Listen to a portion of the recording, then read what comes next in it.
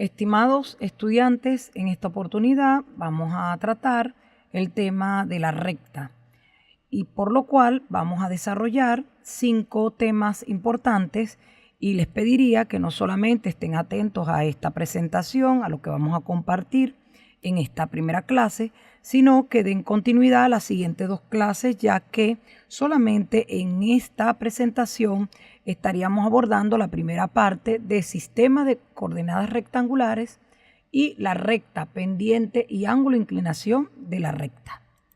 Bueno, comencemos entonces a hablar de sistema de coordenadas rectangulares o cartesianas, como algunos autores la han llamado también. Como podemos observar, aquí tenemos nuestro sistema. Este sistema, en la descripción, lo que nos están indicando es que tenemos 2 rectas reales perpendiculares entre sí que se cortan en un punto denominado origen. De esta manera se forman 4 cuadrantes, como lo podemos observar, y en esos 4 cuadrantes, dependiendo de los puntos que nosotros estemos ubicando en ellos, podemos notar, por ejemplo, como en el primer cuadrante, cualquier punto que se logre colocar en él tiene coordenada doblemente positiva. Así sucesivamente, si ustedes van dando lectura, observen como en el segundo cuadrante sus coordenadas serían para la primera negativa y para la segunda positiva. Y así pues podemos ir notando que dependiendo de donde ubicamos los puntos, las coordenadas toman signo positivo o negativo. Por supuesto que nos vamos a dar cuenta que luego también tenemos un conjunto de puntos que se trazan exactamente sobre los ejes, que en esta oportunidad destacamos, por supuesto, que este primer eje horizontal se le llama o se le denomina eje de las abscisas o eje X, y el eje vertical se le denomina eje de la ordenada o el eje Y. ¿Ok? Entonces, queremos, de acuerdo a esa descripción que hemos dado, con la cual también pueden notar acá en esta presentación, vamos a ver algunos ejemplos para aclarar lo de la representación de puntos en este sistema de coordenadas rectangulares o cartesianas. Por ejemplo, en esta oportunidad nos solicitan graficar estos puntos que vemos acá, el punto A, Q, P, C y B. Entonces, ¿qué es lo primero que tenemos que hacer? Dibujamos nuestro sistema de coordenadas cartesianas y posteriormente pues vamos a ir notando como en la presentación nos destaca que para graficar el punto 1, 3, para poderlo graficar nos ubicamos a una unidad del origen, como lo vemos acá, y posteriormente vamos a trasladarnos verticalmente hacia arriba a 3 unidades. Ok, entonces siempre para graficar un punto en el plano, primero nos ubicamos en las abscisas, es decir, en el valor correspondiente a la primera coordenada, que en este caso es 1. Nos movemos del origen a la derecha un lugar o una posición o una unidad.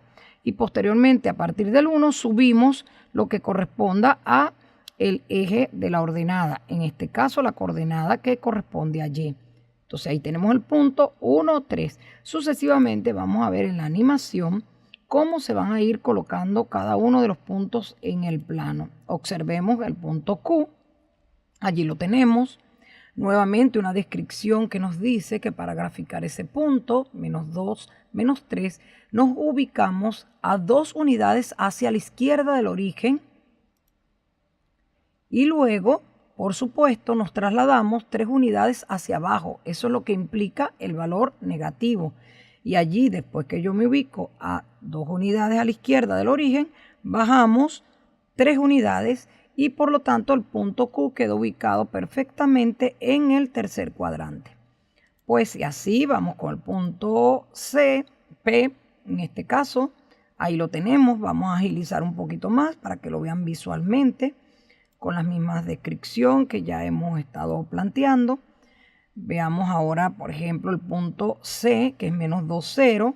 Importante destacar y detenernos allí por lo siguiente. Observen dónde está ubicado el punto menos 2, 0. Exactamente en el eje de las abscisas o el eje X. Vean cómo nos ubicamos a 2 lugares a la izquierda del origen pero luego nos quedamos allí queda representado el punto, porque dice que la ordenada tengo que moverme 0, y como me voy a mover 0, ya sea o vertical o hacia arriba o hacia abajo, bueno, me quedo allí porque dice te mueves 0 lugar hacia arriba, en este caso, o hacia abajo, porque el 0 no tiene signo. Por eso es que ese punto queda perfectamente ubicado en el eje de las X.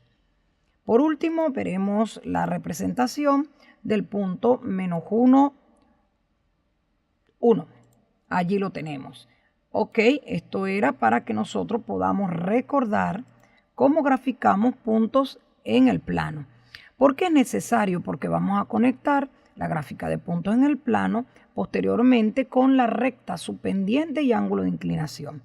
Entonces vamos a darnos cuenta, por ejemplo, si ustedes se fijan en la figura número 4, tenemos dos rectas en ella, en ese sistema de coordenadas.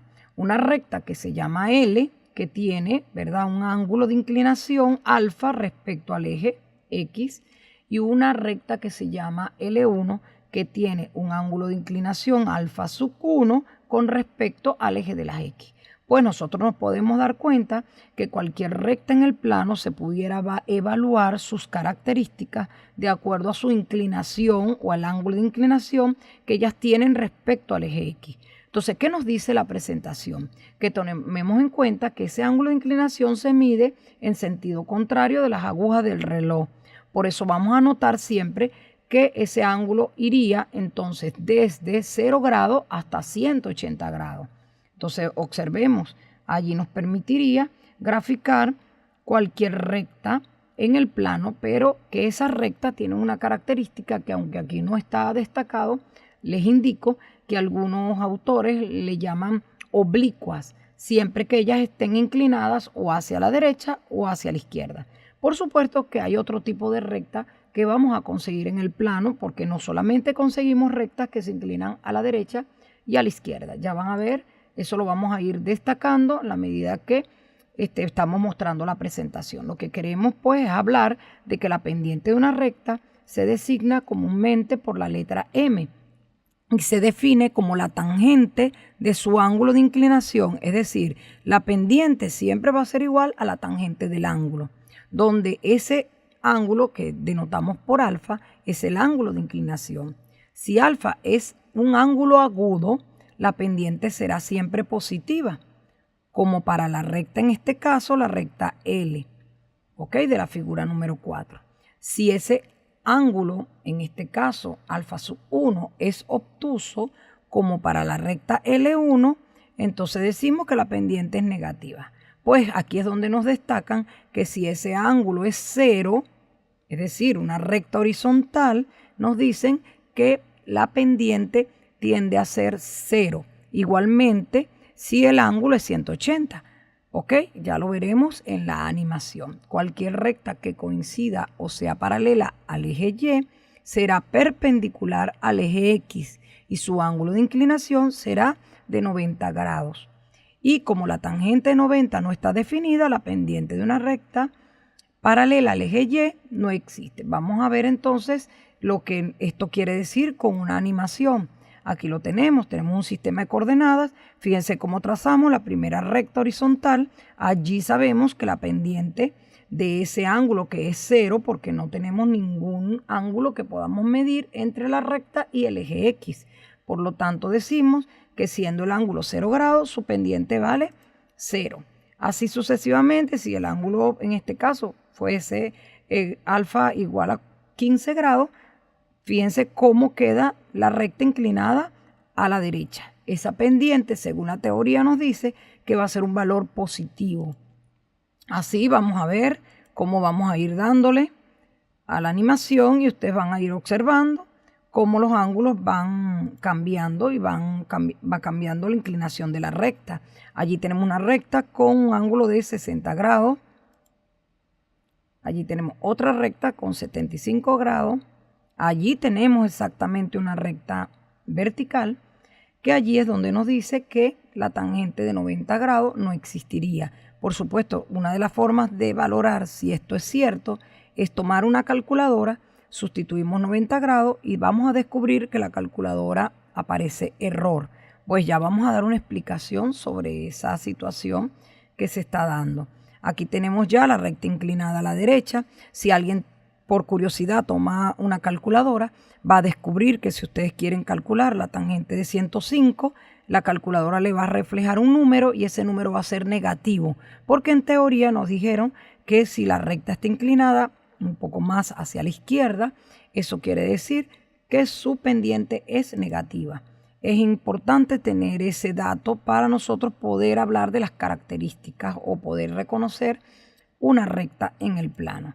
Vamos a ir observando cómo se va inclinando hasta que ella, fíjense, aquí tenemos un ejemplo de 150 grados y así sucesivamente hasta que la recta toma posición nuevamente horizontal. Quiere decir que la pudimos mover desde 0 grados hasta 180 grados y ahí vuelve a coincidir que su pendiente vale 0.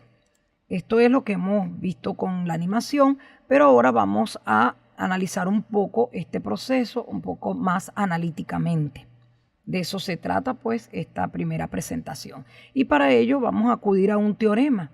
Este teorema nos indica si P1 y P2 son dos puntos diferentes, cualesquiera de una recta, por supuesto, fíjense la acotación no vertical, la pendiente de la recta estaría dada por esta fórmula. Fíjense la fórmula, m es igual a y sub 2 menos y sub 1 entre x2 menos x1, siempre y cuando, fíjense esta acotación, que x sub 2 sea diferente de x sub 1.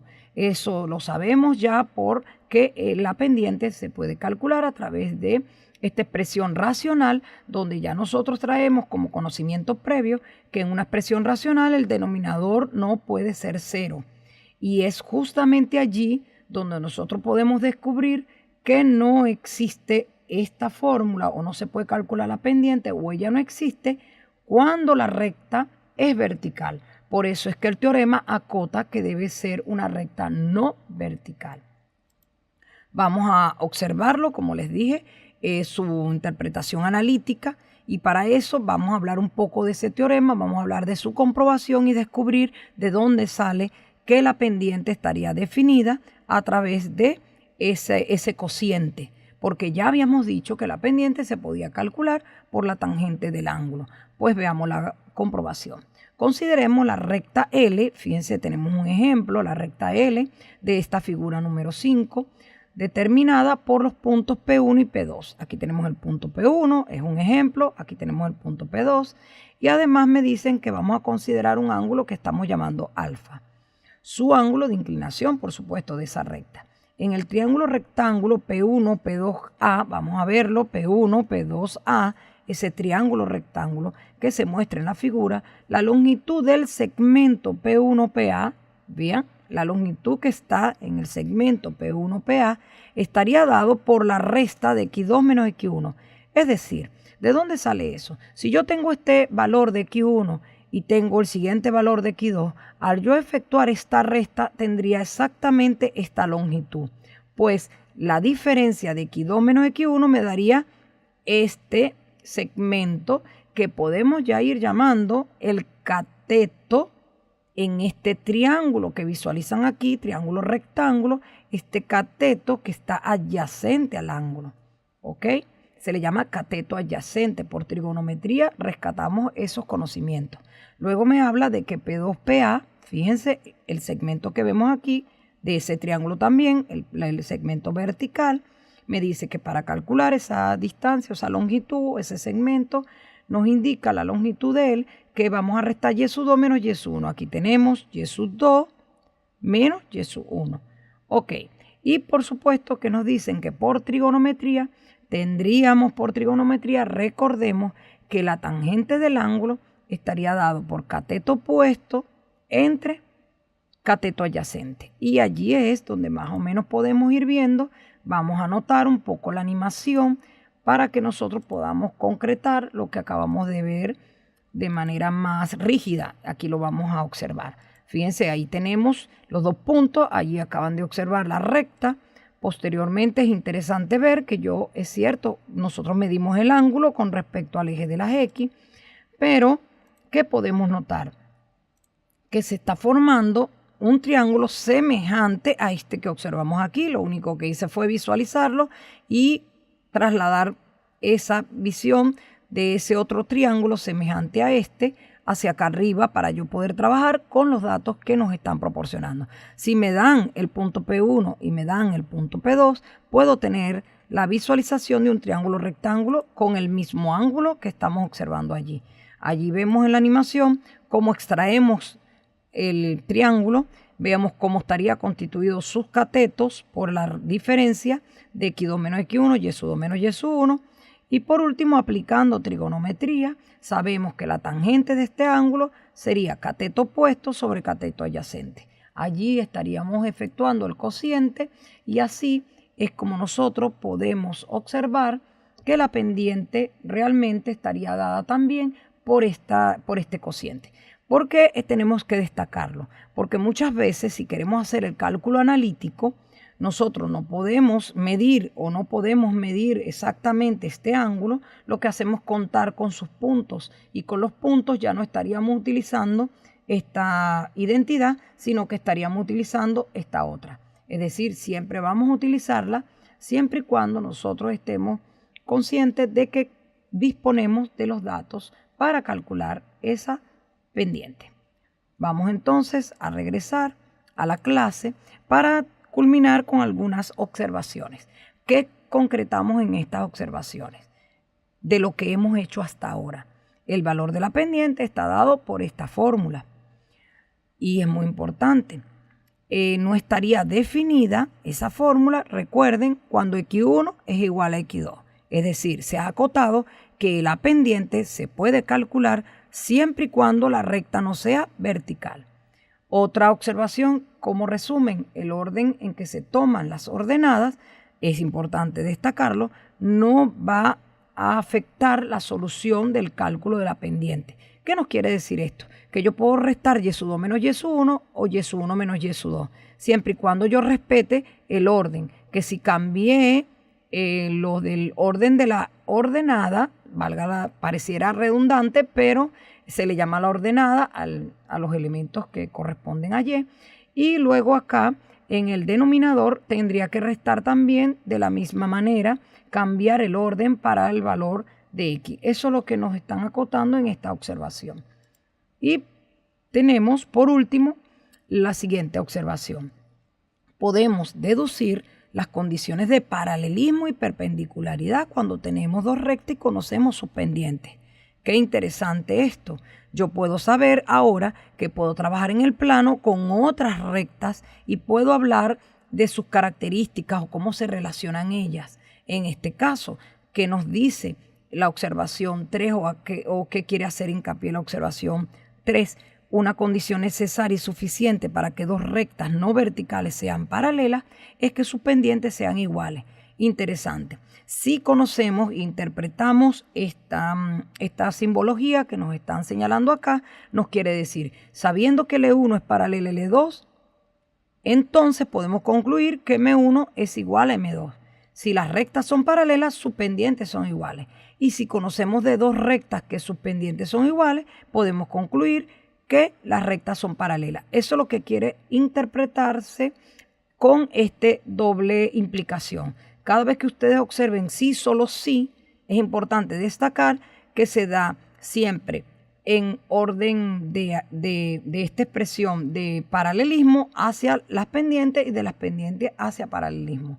Igualmente acá, que nos dice que dos rectas son perpendiculares, es decir, forman un ángulo de 90 grados entre ellas dos, siempre y cuando el producto de su pendiente dé menos 1. Si nosotros conocemos la pendiente de dos rectas y descubrimos que multiplicándolas da menos 1, podemos afirmar que las rectas son perpendiculares. Bueno, muy bien, recuerden abordar su siguiente clase para continuar el estudio de la recta.